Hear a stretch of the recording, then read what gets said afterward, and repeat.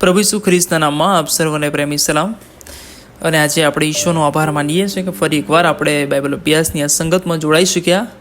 અને નવું પુસ્તક એસ્તરનું પુસ્તક, અને એમાં 2 અધ્યાય આપણે જોઈ ગયા. અને આજે 3જો અને 4થો અધ્યાય એનો આપણે અભ્યાસ કરવા જઈ રહ્યા છે. અને પ્રભુનો આભાર માનીએ કે આપણે જે રીતે અભ્યાસ કરી રહ્યા છીએ એ દ્વારા આપણે ઈશ્વરના વચનો શીખીને ઈશ્વરના માર્ગો જાણી શકીએ, ઈશ્વરની વાતો સમજી શકીએ છીએ. અને વધારે સારી રીતે એટલા માટે કે પરીક્ષા લેવામાં આવે એટલે એની તૈયારી પણ હોય ને, એટલે પૂરી સમજણ સાથે પવિત્ર શાસ્ત્રનો અભ્યાસ થઈ રહ્યો છે. એટલે ખરેખર પ્રભુના નામને આપણે ધન્યવાદ આપીએ છીએ. અને તમે બધા જોડાવશો અને એ પણ બહુ મોટા આનંદની વાત છે. અને બીજાઓ પણ જોડાય એવી પણ હું આશા રાખું છું. આવો આપણે આ સમય વચન શીખતા પહેલાં આપણા મસ્તકો પ્રભુને આગળ નમાવીએ અને પ્રાર્થના કરીએ.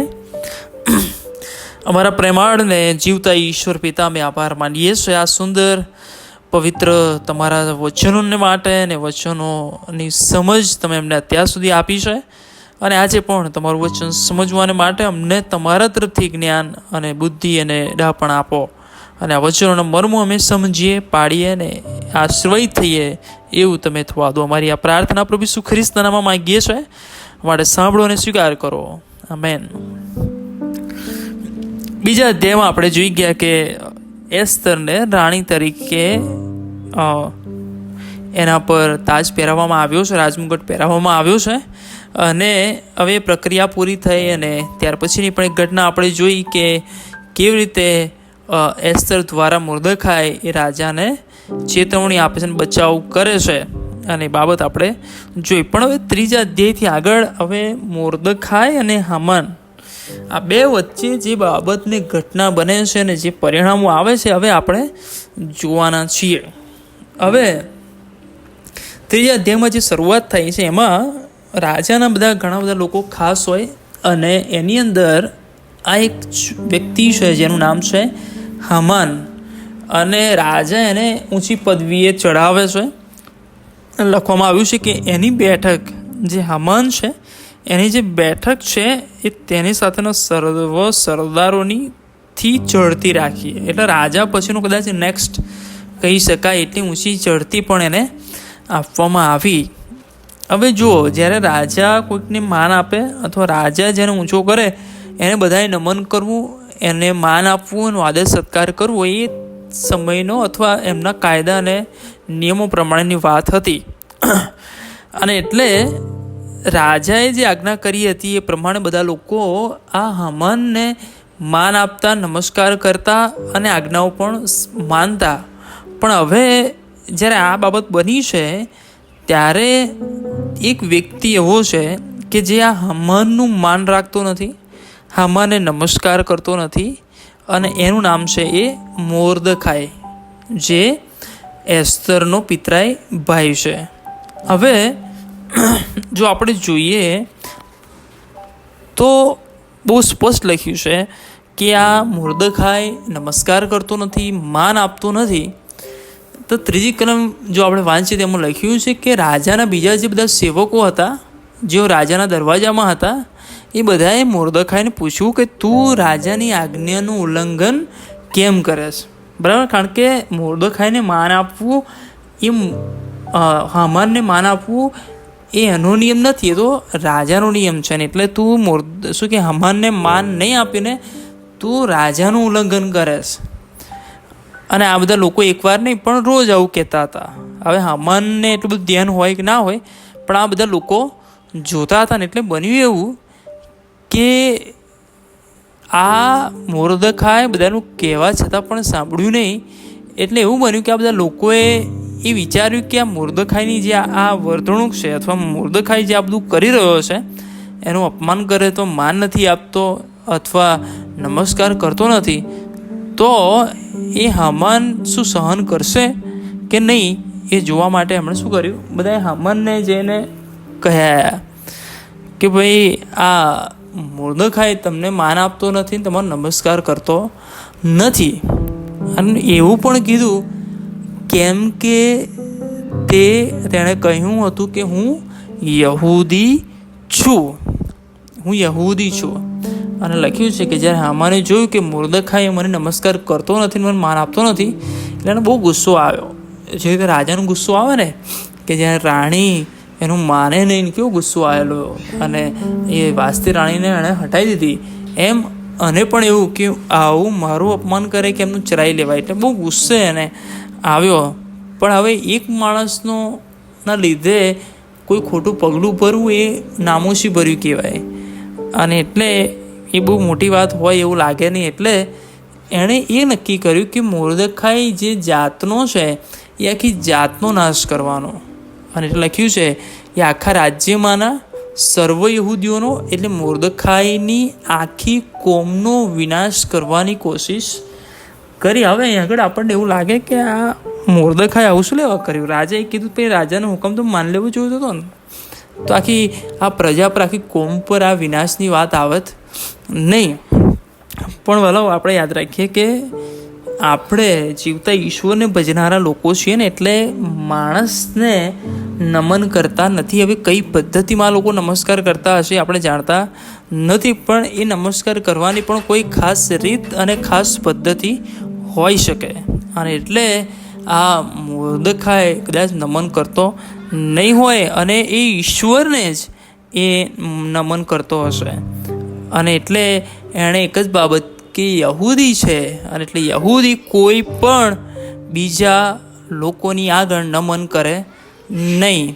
અને એટલે જે પ્રમાણે લખવામાં આવ્યું છે કે આ મોર્દખાઈ એણે યહૂદી હોવાને લીધે એ માણસનું આગળ નમન કે માણસની એ માન આપતો નથી, અને એ એનો કોઈ ગુનો નથી, એણે જાણી જોઈને કર્યું નથી, પણ યહૂદી હોવાને લીધે કોને માન આપવું ને કોને માન નહીં આપવું એ સારી રીતે જાણતો હતો. અને એટલે અહીંયા આગળ એ હામાનને ગમે કે ના ગમે પણ એ યહૂદી હોવાને લીધે નમસ્કાર ના કરે. હવે આ વાત તો બહુ લાંબી ચાલી અને હવે આખી કોમનો વિનાશ કરવાની છે એક વાત સુધી આવી ગયું, અને એણે તૈયારીઓ પણ કરી હશે. અને એટલે લખ્યું 7મી કલમમાં કે અહાશ્વેરોસ રાજાના 12મા વર્ષના પહેલા માસમાં એટલે નિશાન માસમાં પ્રતિદિન અને પ્રતિ માસને માટે ચિઠ્ઠીઓ એટલે પૂર નાખવામાં આવ્યા, અને 12 માસ એટલે 18 માસના 13મા દિવસ પર ચિઠ્ઠી પડી. અને લખ્યું છે કે હામાને અહાશ્વેરોસ રાજાને કહ્યું કે તારા રાજ્યના સર્વ પ્રાંતોના લોકોમાં પ્રસરેતા વિખરાયેલી એક પ્રજા છે, તેઓના નિયમો તો સર્વ લોકોનાથી તેઓ જુદા છે, તેઓ રાજાના કાયદા પણ પાળતા નથી, તેઓને જીવતા રહેવા દેવા એ રાજાને હિતકારક નથી. હવે જો મારી નાખવાની આખી ઘટના શું કે વ્યવસ્થા કરી દીધી, અને 12મા મહિનાની 13મી તારીખ પણ નક્કી કરી નાખી, અને એ પ્રમાણે એ રાજાને ભરમાવે છે અથવા એ કાવતરું બતાવે છે કે આ પ્રજા કેવી છે કે રાજાનું માન રાખતા નથી, રાજાના કાયદાઓ પાળતી નથી, અને રાજાની વિરુદ્ધ જ જાય છે, અને લોકો આપણા નિયમોથી જુદા નિયમો પાળે છે, રાજાના કાયદા પાળતા નથી. ને એવી આ પ્રજા આપણામાં રહે છે ને એ આપણા માટે અથવા કહે છે રાજાને માટે હિતકારક નથી. હવે અત્યાર સુધી તો રહેતી હતી, કોઈ નવીની વાત નથી. અત્યાર સુધી એવો કોઈ વિષય આવ્યા નથી. અત્યાર સુધી એમના રહેવામાં, એમના ખાવામાં, એમના પહેરવેશમાં, એમની સંસ્કૃતિમાં એમાંથી કોઈ પણ રીતે રાજાને કે રાજપદને કે રાજ્યને કોઈ એ અવરોધ ઊભો થયો નથી. એટલે આ કોઈ એવી બાબત નથી કે જેના કારણે એ લોકોનો નાશ કરવામાં આવે. પણ અહીંયા આગળ રાજાને ભરમાવવામાં આવે છે કે રાજાનું હિત નથી, રાજા માટે હિતકારક ને રાજાનું અપમાન થાય. અને વાલો છે જે ઊંચી પદવી પર હોય ને એને પૈસા અને બીજા બધા કરતાં માન ગવાય, અપમાન થાય ને એ ના ચલાય ને. અને એટલે અહીંયા આગળ રાજાની સામે આ બહુ મોટો પડકાર હતો ને એટલે આ તો કાવતરા સાથે જ આવેલો હામાન રાજાની પાસે. એટલે કહે છે કે આપણે કાંઈ નાશ કરવાનું કહે છે, ફરમાન બહાર પાડવું જોઈએ, અને જો એવું થાય તો કહે છે કે હું રાજાના ખજાનચીઓના હાથમાં હું કહે છે કે 10,000 તાલંત રૂપું એ રાજાના ભંડારમાં લઈ જવા માટે હું આપીશ. એટલે બહુ મોટી સ્કીમ પણ જાણે લઈને આવ્યો કે રાજા ખુશ થઈ જાય. પણ રાજા એ પોતાના મંત્રીઓ સાથે એમની જે વફાદારી છે એના લીધે ઓલરેડી રાજાએ એને ઊંચી ચડતી આપેલી, એટલે અત્યારે હામાનનું માને છે, સાંભળે છે, સ્વીકારે છે, અને હામાનને એ સત્તા અને મુદ્રિકા આપે છે કે તને ઠીક લાગે એમ તું કરજે, ને એનું સોનું રૂપું કહે છે કે તારા સ્વાધીન કર્યા તને લાગે એમ તું હવે કરજે. અને પછી 12મી કલમથી આગળ આપણે જોઈએ તો પહેલાં એ તો ચાલુ કરી દીધું કે પહેલા માસને 13મે દિવસે રાજાના જે ચીટનીસ હતા એ બધાને બોલાવ્યા અને સર્વને બધા કે છે આજ્ઞાઓ આપી અને રાજાના અમલદારો પર ને સુબાઓ પર ને પ્રજાના સરદારો પર અને બધા પ્રાંતની લિપિની અને ભાષામાં એણે બધું લખ્યું અને લખ્યું છે પ્રમાણે 12મી કલમના આગળના ભાગમાં કે અહાશ્વેરોશ રાજાને નામે બધા હુકમો લખાયા અને લખ્યું છે પ્રમાણે કે રાજાની મુદ્રિકા તેમના પર મારવામાં આવી, કારણ કે રાજાએ બધી છૂટ આપેલી એમને કે તને ઠીક લાગે એમ કરાવે. ઘણી બધી વખત વિશ્વાસ કરવો એ બહુ અઘરો બની જાય. ઘણા બધા લોકોને એવું માનતા કે આપણો જે નામ છે ત્યાં પણ આપણી જ ખોદણી કરતો હોય. અને અહીં આગળ આ રાજાના શાસનની અંદર જે શાંતિ છે એ શાંતિને ભંગ કરવાનું આ કામ એ આ હામાન એ કરી રહ્યો, તે રાજાના નામે, પોતાના નામ પર નહીં, રાજાના નામે એ કરી રહ્યો છે. આ લખ્યું છે પ્રમાણે કે બધું વેચવામાં આવ્યું, મોકલવામાં આવ્યું અને લખ્યું છે કે એટલી હદ સુધી હતું કે યહૂદીઓમાં પર્ટિક્યુલર લોકો નહીં પણ એ લોકો જુવાન હોય, વૃદ્ધ હોય, બાળક હોય, સ્ત્રી હોય, બધાનો નાશ કરવાનો કહે છે અને બધાને કતલ કરીને શું કરવાનું, મારી નાખવાના. અને લખ્યું છે કે માલ મિલકત પણ લૂંટી લેવાની. એટલે આ તમે સમજી શકો છો કે આ હામાનની જે ક્રૂરતા કયા હદ સુધીની છે. અને કહે છે કતલ કરવાની જે વાત છે એ બહુ ભયંકર વાત, પણ એ જાહેર કરે છે જ્યાં રાજાના નામ પર એ ચઢાવે છે. અને લખ્યું છે પ્રમાણે કે બધા એ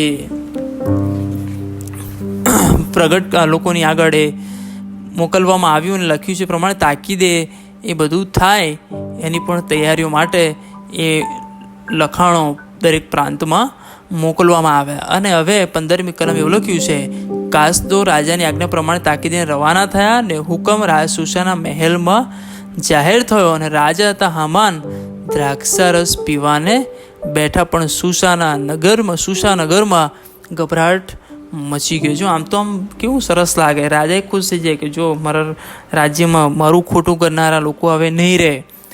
હામાનને એવું કે મારું ભૂંડું કરવાનું ઈચ્છ્યું, મારું અપમાન કર્યું, એનો બદલો મેં કેવી રીતે લીધો, એ લોકો આનંદ કરતા હતા. પણ આખો નગરની અંદર એક ખડભડાટ જાણે એ મચી રહેલો. અને એટલે ભલાઓ આ પરિસ્થિતિ આજે એ આપણી આગળ પણ છે.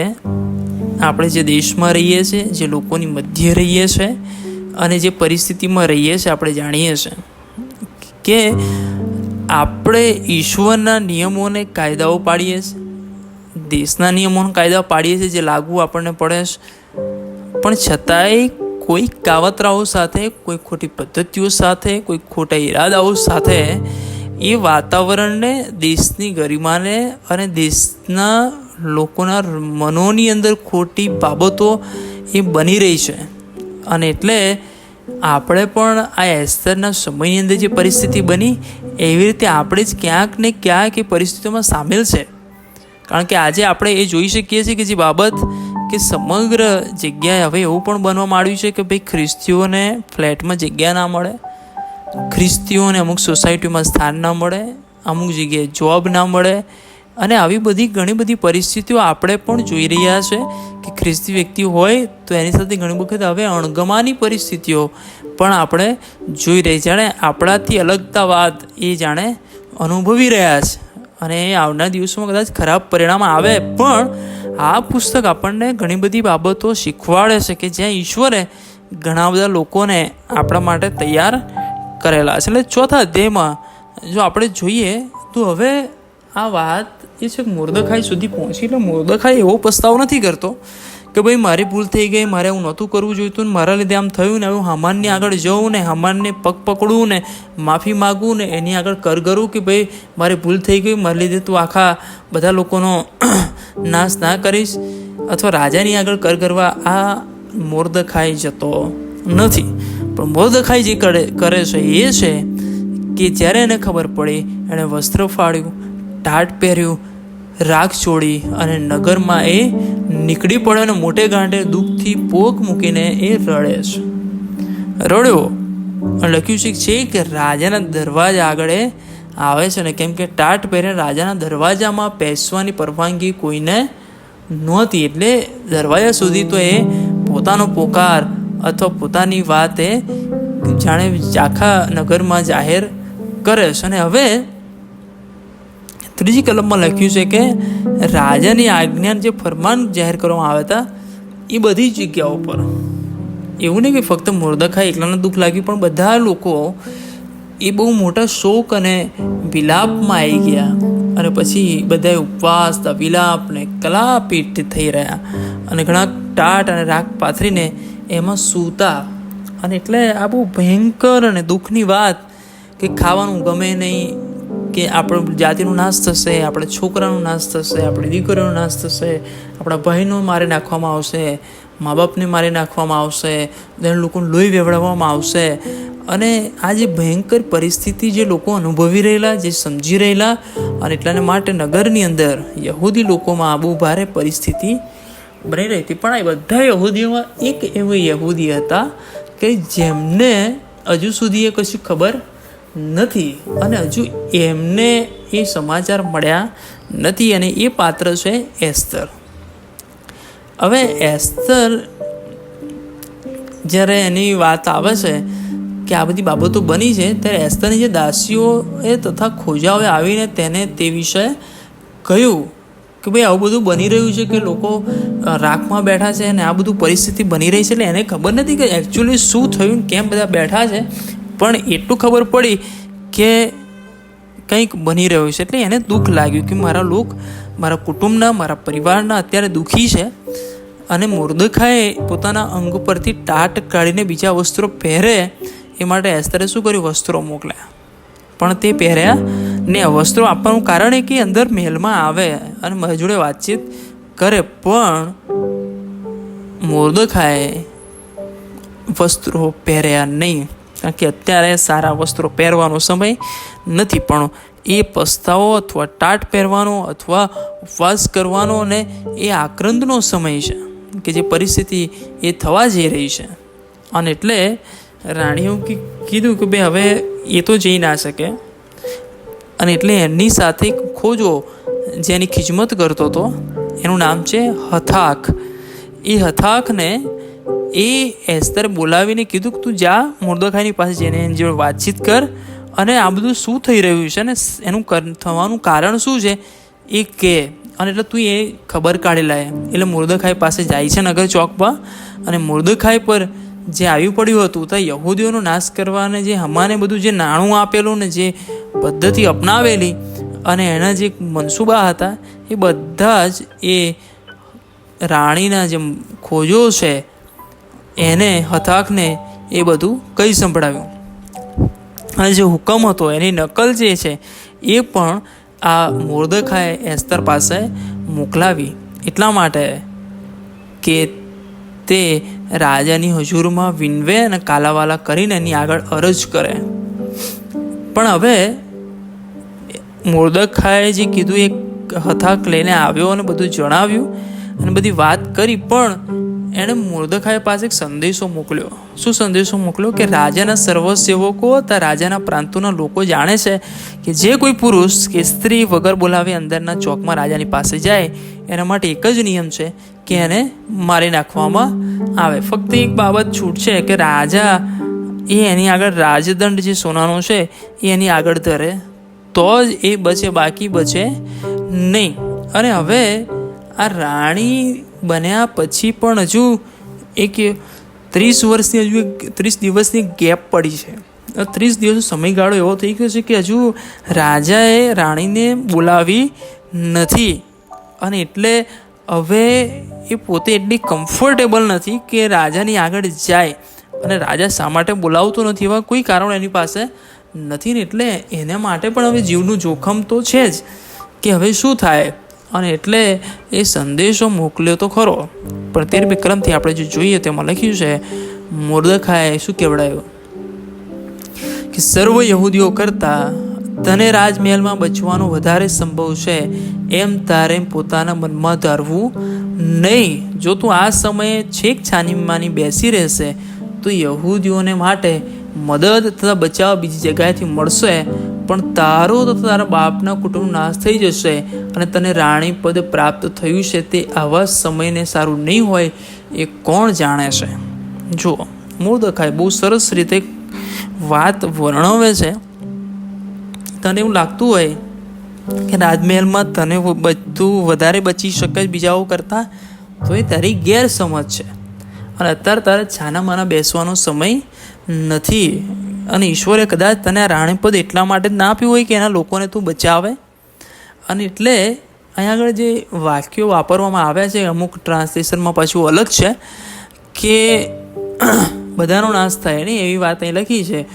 તો કહે છે કે પછી તારોય નાશ નહીં થાય એવું ના બને.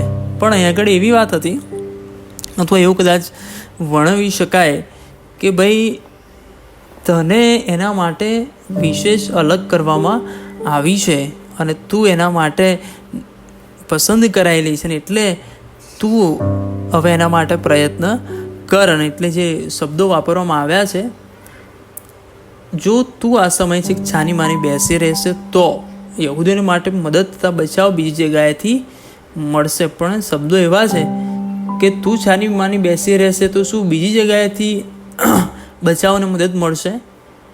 અને એટલે બીજી જગ્યાએથી અપેક્ષા રાખવાનો હવે સમય નથી, તો બીજી જગ્યાએથી ક્યાંથી આવશે? ઈશ્વરે તને જ પસંદ કરી, તને જ રાજમહેલમાં મૂકી છે, તને જ રાજાની આગળ મૂકી છે, રાજાની નજદીકની વ્યક્તિ બનાવી છે, રાજાની પત્ની બનાવી છે, તો તારા તરફથી મદદ આવવી જોઈએ. અને એટલે લખ્યું છે પ્રમાણે કે હવે એસ્તરે તેઓને કેવડાવ્યું અને મોર્દખાઈને પ્રત્યુત્તર આપ્યો. જો અત્યાર સુધી મોર્દખાઈ જ આજ્ઞા આપે, મોર્દખાઈ કે ને એવું જ રાણી કરે, અથવા મોર્દખાઈના કયા પ્રમાણે જ એસ્તર કરતી હતી.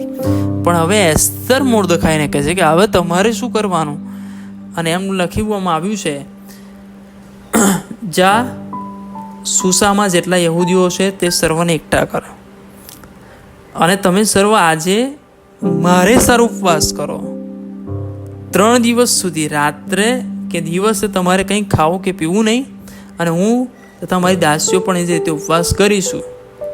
જો હવે મોર્દખાઈને કહેશે કે તમે જાઓ, બધા ભેગા થાઓ યહૂદીઓ, અને ભેગા થઈને ઉપવાસ કરો, 3 દિવસ સુધી પ્રાર્થનાનો ઉપવાસ કરો, અને કંઈ ખાવાનું નહીં, કંઈ પીવાનું નહીં, હું એવું કરીશ, મારી દાસીઓ એવું કરશે. હવે આ તો નિયમની વિરુદ્ધ છે કે રાજાની સામે વગર બોલાવીએ જવાનું, પણ હું જઈશ. અને એટલાને માટે બહુ સરસ શબ્દો જે વાપરે, જો કે તે નિયમની વિરુદ્ધ છે તો પણ રાજાની હજુરમાં જઈશ, જો મારો નાશ થાય તો ભલે થાય. અને એવી પૂરી તૈયારી એ કરે છે. પણ અહીંયા આગળ જે આપણે આ વાત મેં શરૂઆતમાં કરી કે આખા એસ્તરના પુસ્તકમાં ક્યાંય પ્રભુ ઈશ્વરનું નામ, દેવનું નામ કે યહોવા એવા કોઈ શબ્દો વાપરવામાં આવ્યા નથી. પણ આ જે ઉપવાસ પ્રાર્થનાના જે સમયો છે, ટાટ પહેરવાની જે વાત છે, આ લોકો એ ઈશ્વરની આગળ એ કરતા હતા અને ઈશ્વરના નામમાં એ પોકાર કરતા હતા કે ઈશ્વર એ રાજા સાથે વાત કરે, ઈશ્વર એ એસ્તરને એવી કૃપા આપે કે એના માટે યોગ્ય રસ્તો નીકળે. અને એટલે આ એસ્તર એ તૈયાર થાય છે. અને ત્યારે મોર્દખાઈ લખ્યું છે કે પોતાને રસ્તે ગયો અને એસ્તરે તે જ આજ્ઞા આપી હતી, તે પ્રમાણે જે આજ્ઞા આપી તે પ્રમાણે એણે કર્યું. અને એટલે આ બહુ નમૂનારૂપ બાબત છે કે આજના સમયમાં પણ ઈશ્વરે ઘણી બધી જગ્યાએ એવા લોકોને નિમ્યા છે કે જે ખરા સમયે, તકલીફના સમયોમાં એ માર્ગ કાઢનાર બને. અને એટલે ઘણી બધી આપણે બહારથી કોઈક આવે, ત્રીજી વ્યક્તિ આવે, કોઈક નવી વ્યક્તિ આવે ને આપણા માટે સારું કરે, એ આપણી જે ધારણાઓ ને આપણી જે પદ્ધતિઓ છે ને એ ખોટી છે. આપણે હવે સમજવાની, સુધરવાની જરૂર એટલી છે કે આપણામાંના જ ઘણા એવા લોકો જેઓને ઈશ્વરે એવા સ્થાન, એવા માન, એવી જગ્યાઓ, એવી વ્યવસ્થાઓ, એવા તાલંતો, એવા આશીર્વાદો આપ્યા છે કે જે ઈશ્વરના રાજ્યની અંદર, ઈશ્વરના લોકોની અંદર કપરા સમયોમાં તેઓ ઉપયોગી બને. અને એટલાને માટે ક્યાંક તમને પણ ઈશ્વરે એસ્તરની જેમ નિમ્યા છે, ક્યાંક ઈશ્વરે એસ્તરની જેમ તમને સ્થાન આપ્યું છે. એ સ્થાન ઈશ્વર તરફથી છે, ઈશ્વરના મહિમાને માટે છે, ઈશ્વરના લોકો માટે છે, ઈશ્વરના રાજ્યની વૃદ્ધિ માટે છે. એ શોધી કાઢો, સમજો. અને એટલા માટે આ પવિત્ર વચનો આપણને એ સમજાવે છે કે આપણે શું કરીએ. અને એટલા માટે ઘણી બધી વખત એ આપણે આગેવાન હોઈએ, સશક્ત હોય, વ્યવસ્થા હોય, આશીર્વાદો હોય, કરી શકીએ એમ હોય, પણ ઘણા બધા એવા અવરોધો નડતા હોય, સામાજિક, પોલિટિકલ, સંબંધોના અથવા વ્યક્તિગત તકલીફોના, અને ઘણા બધા એવા પરિસ્થિતિઓ, પરિબળો આવે છે કે જેના કારણે આપણે ઈશ્વરના ઉપયોગી બનવા માંગીએ, બની શકીએ, પણ છતાં બની ના શકીએ. અને એટલે એક જ રસ્તો ઉપવાસ, પ્રાર્થના, કે જેના થકી ઈશ્વર માર્ગ કરે, ઈશ્વર એ રસ્તા કરે, અને ઈશ્વર એના દ્વારા કહે છે કે એનો મહિમા લે છે. અને એટલાને માટે ઈશ્વર તમારો પણ ઉપયોગ કરશે એસ્તરની જેમ. એટલે પોતાની જાતને આપણે તૈયાર કરવાની પણ ખાસ જરૂર છે. આવો આપણે પ્રાર્થના કરીને ઈશ્વરની સહાય માગીએ કે ઈશ્વર મને પણ એસ્તરના જેમ મારો પણ ઉપયોગ કર. અમારા જીવતા અને પ્રેમાળ ઈશ્વર પિતા, અમે આભાર માનીએ છીએ આ એસ્તરના પુસ્તક વિશે 3 અને 4 અધ્યાયમાં અમે જોયું કે તમારા લોકો એ બંદીવાસમાં હતા, પણ છતાંય તમને વળગી રહ્યા, લોકોની આગળ નમવાને કરતાં તમારી આગળ નમવાનું એમણે વધારે પસંદ કર્યું, અને એના કારણે સહન પણ કર્યું. પણ સહન કરવાની બાબતમાં પણ તેઓએ તમને આધીન રહ્યા, ઉપવાસને, પ્રાર્થનાઓને ટાટ પહેર્યો. હા પ્રભુ, એ દાનિયેલ વિશે, યઝા અને એમના 3 મિત્રો વિશે અમે જાણીએ છીએ કે તેઓ રાજાની મૂર્તિની આગળ નમ્યા નહીં. હા પ્રભુ, તમારા પુત્ર પ્રભુ ઈસુ ખ્રિસ્ત વિશે પણ લખવામાં આવ્યું છે કે તેઓ શેતાનની આગળ નમ્યા નહીં. આ યહૂદી મુર્દખાય અને યહૂદી લોકો પણ એ હામાનની આગળ નમ્યા નહીં, પણ એની પરિસ્થિતિ ભયંકર આવી, પણ એની અંદર પણ માર્ગ કાઢવા માટે એસ્તરને તમે પસંદ કરી. એ જ પ્રમાણે આજે પણ તમારા લોકોમાં ઘણા બધા પ્રશ્નો અને તકલીફો છે, પણ એની અંદર પણ માર્ગ તરીકે અથવા યોગ્ય પાત્ર તરીકે અમારો પણ ઉપયોગ કરો, જેથી કહીને અમે એસ્તરની જેમ એ પ્રભુ તમારા લોકોના બચાવને માટે, તમારા લોકોના ઉદ્ધારને માટે, તમારા લોકોને તમારી ગામ લાવવાને માટે, તમારા રાજ્યની વૃદ્ધિ માટે અમે ઉપયોગી થઈ શકીએ. આ તમારા વચનોની સમજ અમને આપી છે, અને માટે આભાર માનતા અમારી આ પ્રાર્થના પ્રભુ ઈસુ ખ્રિસ્તના નામમાં માંગીએ છીએ, માટે સાંભળો અને સ્વીકાર કરો. આમેન. હવે આપણા તારનાર પ્રભુ ઈસુ ખ્રિસ્તની કૃપા, દેવ આપનો પ્રેમ, પ્રભુ પવિત્ર આત્માની દિવ્ય અને મીઠી સંગત અને એનો આશીર્વાદ આપણ સર્વની સાથે, અને બાઇબલ અભ્યાસમાં જોડાયેલ તમામ વાલાઓની સાથે હમણાં તે સદા સર્વકાળ સુધી રહો. આમેન.